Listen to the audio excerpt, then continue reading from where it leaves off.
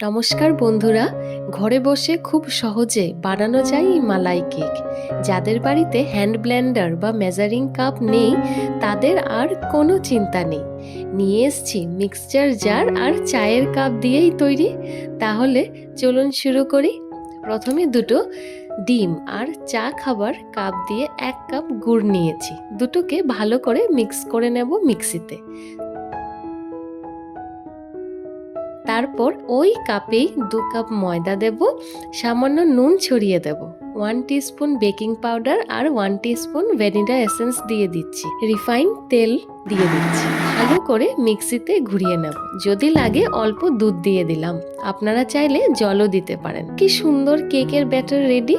বাড়িতে থাকা যে কোনো এই ধরনের একটা কন্টেইনার নিতে পারেন। অল্প তেল লাগিয়ে নেব, কিছুটা ময়দা ছড়িয়ে চারদিকে লাগিয়ে নিচ্ছি, তাতে কেকটা তুলতে সুবিধা হবে।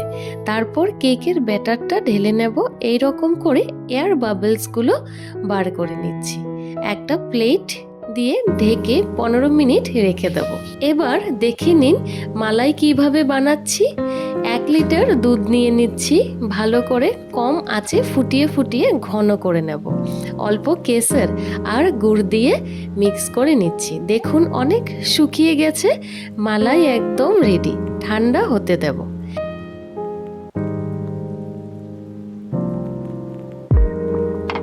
এবার একটা বড় রাইস কুকারের বাসন নিয়েছি, আপনারা চাইলে কড়াইও নিতে পারেন।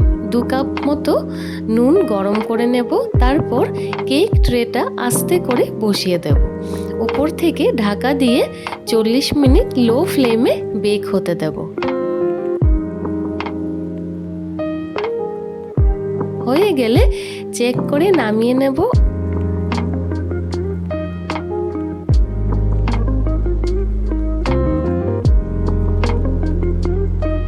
অল্প ঠান্ডা করে চারদিকটা ছাড়িয়ে নিচ্ছি, উল্টে কেকটা বার করে নিচ্ছি। Wow, great! কি সুন্দর কালার, দেখতেই পারছেন। কেটে দেখাচ্ছি কতটা সফট স্পঞ্জি হয়েছে। এত সহজ ঘরেলু উপকরণ দিয়ে হয়তো আগে কখনো দেখেননি। এবার মালাইটা দিয়ে সুন্দর করে গার্নিশ করে নিচ্ছি।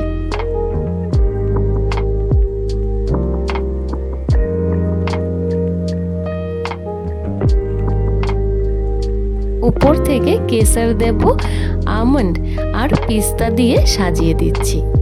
খেতে খুব ভালো হয়েছে, আপনারা ট্রাই করে দেখতে পারেন। ভালো লাগলে আমাকে কমেন্টে অবশ্যই জানাবেন। তো বন্ধুরা, মালাই কেক তৈরি হয়ে গেছে।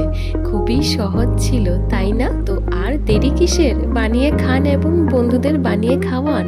দোকান থেকে বেশি ক্রিম দেওয়া কেকের থেকে এটা অনেক অনেক বেশি হেলদি আর টেস্টি। লাস্টে প্লিজ লাইক, শেয়ার এবং সাবস্ক্রাইব করে যাবেন। ধন্যবাদ।